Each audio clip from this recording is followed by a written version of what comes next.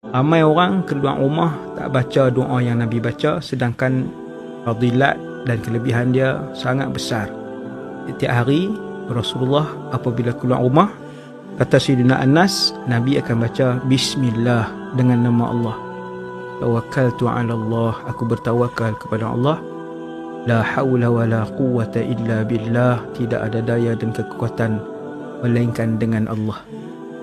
Fatanahha lahu syayatin, dalam hadis Abu Daud, Nabi kata syaitan-syaitan akan berkesampingan, jauh lari. Lalu berkata syaitan di antara satu sama lain, macam mana dengan satu orang lelaki yang baca doa itu, Allah Subhanahu Wa Taala akan pandu dia. Bila dia baca doa tu keluar rumah, Allah akan lindung dia dan Allah akan cukupkan bagi dia keperluan dia pada hari itu bila dia keluar daripada rumah.